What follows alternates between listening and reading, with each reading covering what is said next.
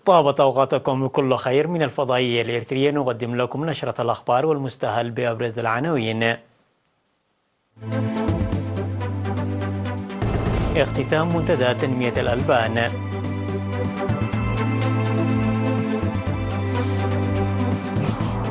دعوة للمزارعين للحد من استخدام المبيدات الحشرية.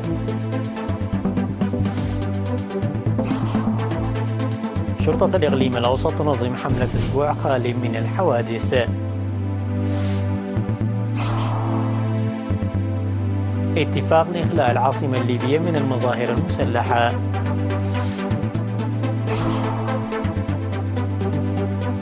متمردو جيش التحرير الوطني يعلقون محادثات السلام. البحرية البريطانية تفشل للمرة الثانية على التوالي في إطلاق صاروخ نووي. من العناوين إلى التفاصيل. اختتمت في 22 من فبراير المنتدى الوطني لتنمية منتجات الألبان ومشتقاته الذي نظمته وزارة الزراعة بمشاركة ممثلي الدول والمنظمات تحت شعار منصة لضمان إنتاج الحليب ومشتقاته الكافي والآمن وبأسعار معقولة. وبموجب البرنامج الموضوع تضمن اليوم الثاني من المنتدى الأول من نوعه تقديم أوراق عمل حول أهمية صحة الماشية والألبان والأمراض التي تؤثر على إنتاج الألبان والأمراض التي تنتقل من الحيوان إلى الإنسان وتجارب الدول المشاركة في هذا القطاع. وذكر في المنتدى بأن إريتريا لديها القدرات كبيرة لتنمية الألبان ومشتقاته والتوصل إلى تفاهم بأن زراعة الألبان المتكاملة والشراكة القوية هي عوامل أساسية لنمو القطاع، وأهمية البحث والابتكار في حل المشكلات التي تواجهها وتدريب النساء والشباب المشاركين في تطوير منتجات الألبان.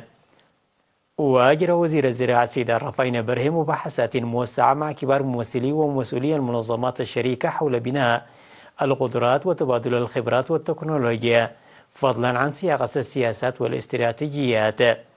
كما أجرت مجموعات البحث مناقشات مماثلة.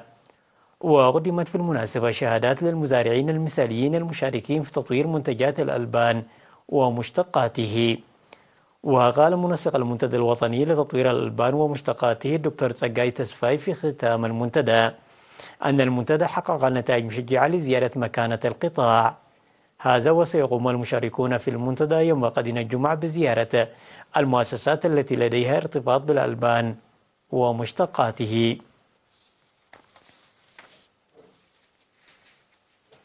ناشد خبراء الزراعة المزارعين العاملين في مجال زراعة الخضروات والفواكه في مديرية عقردات على ضرورة الوعي بعواقب المبيدات الحشرية غير الآمنة المستخدمة عن معرفة أو بغير معرفة.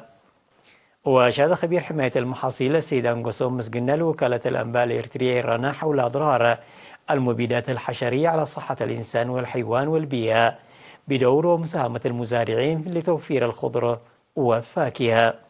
وقال أن أساليب رفع الإنتاج والمبيدات الحشرية الخاطئة التي يتبعها بعض المزارعين لا تزال تظهر أحيانا. وحث أصحاب البساتين على الامتناع عن استخدام المبيدات المرخصة من خبراء الزراعة وعدم استخدام أي مبيدات حشرية أثناء الحصاد.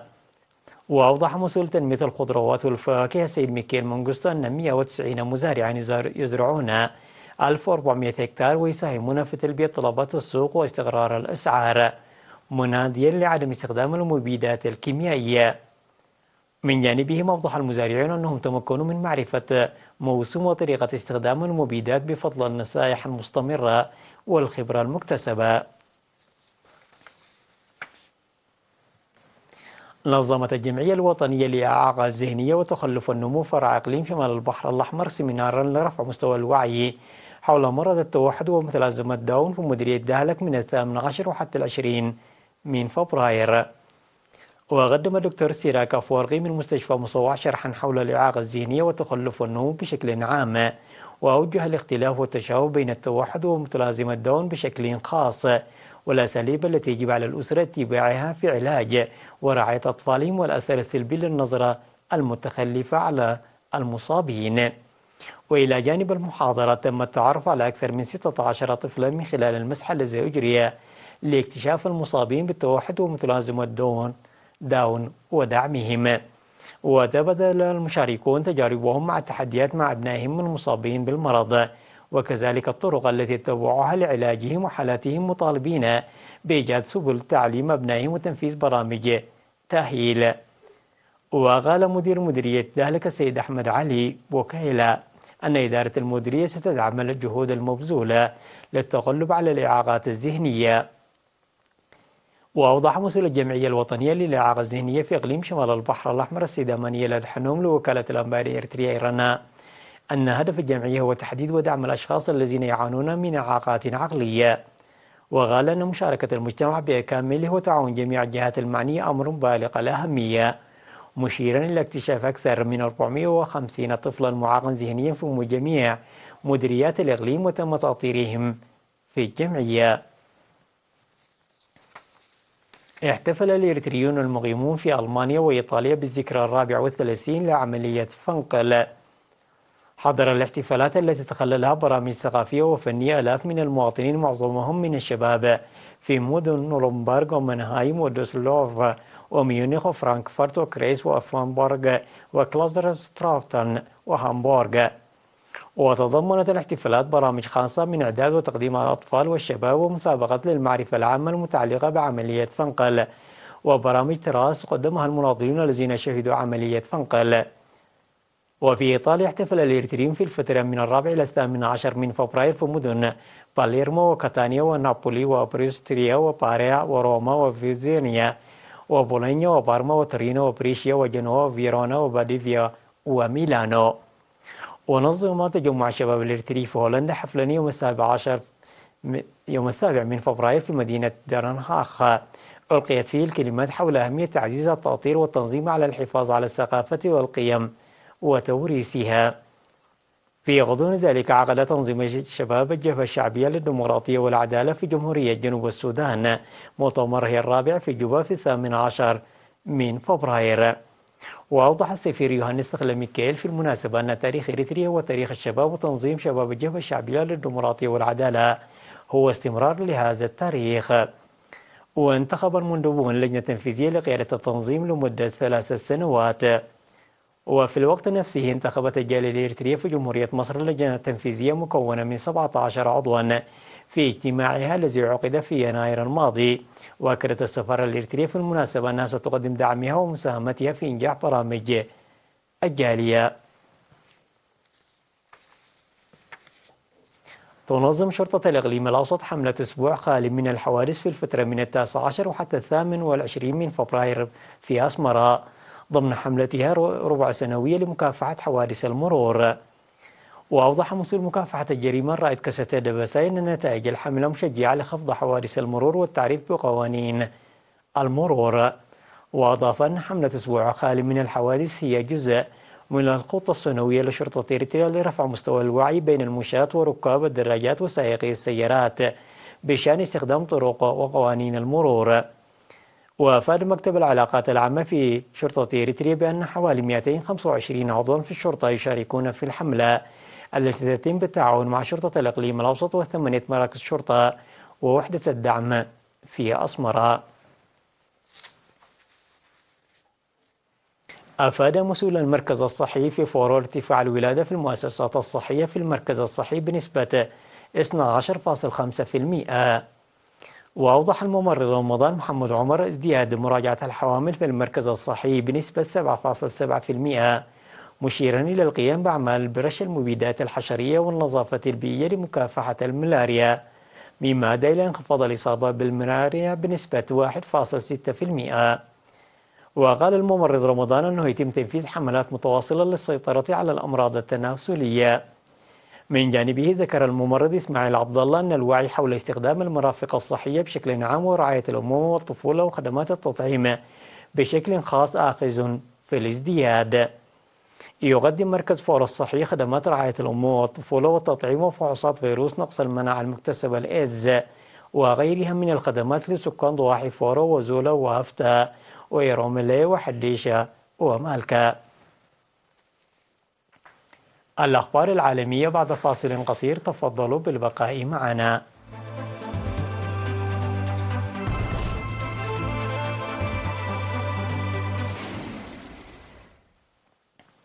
أعلن وزير الداخلية الليبي اللواء عماد الطرابلسي التوصل إلى اتفاق لإخلاء العاصمة طرابلس من المجموعات المسلحة وعودتها إلى مغراتها وثكناتها.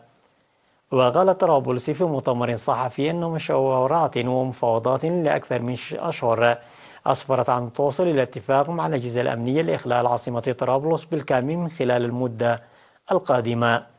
وأضاف لن يكون فيها فقط عناصر الشرطة والنجدة والبحث الجنائي وهي أجهزة نظامية تابعة لوزارة الداخلية.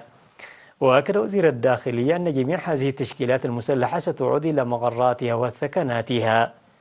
ويأتي هذا الإعلان عقب أيام قليلة من مقتل 10 أشخاص بينهم عناصر من مجموعات مسلحة في بلدية أبو سليم في طرابلس. ونددت الأمم المتحدة بالواقعة وطالبت بإجراء تحقيق. انسحبت حركة جيش التحرير الوطني اليسارية في كولومبيا من محادثات السلام مع الحكومة بعدما اتهمتها بانتهاك القواعد التي تم التفاوض عليها في العام 2022. وأعلن جيش التحرير الوطني في بيان تعليق الجولة السادسة من محادثات السلام في كوبا إلى أن تفي حكومة الرئيس اليساري غوستافو بيترو بوعودها. وأضافت الحركة أنه بينما يفترض أن تجرى المحادثات على المستوى الوطني، أعلنت الحكومة منطقة ناريونو عن محادثات منفصلة مع قاتلي جيش التحرير الوطني هنالك الشهر المقبل. ولدى جيش التحرير الوطني قيادة مركزية، إلا أن وحداته تتمتع بدرجات من الاستقلالية ما يصعب المفاوضات مع حركة التمرد. وجاء في بيان الحركة أنه بسبب تلك المحادثات الإقليمية فإن العملية دخلت في أزمة.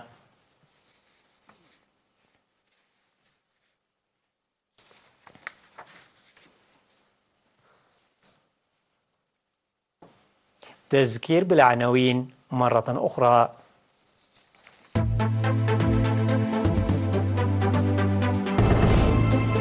اختتام منتدى تنمية الألبان. دعوة للمزارعين للحد من استخدام المبيدات الحشرية.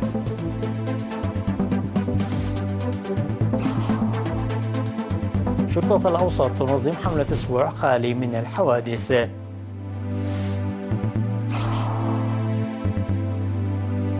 اتفاق لإخلاء العاصمة الليبية من المظاهر المسلحة.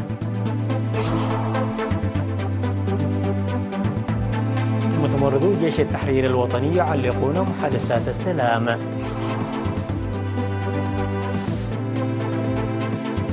البحرية البريطانية تفشل للمرة الثانية على التوالي في إطلاق صاروخ نووي.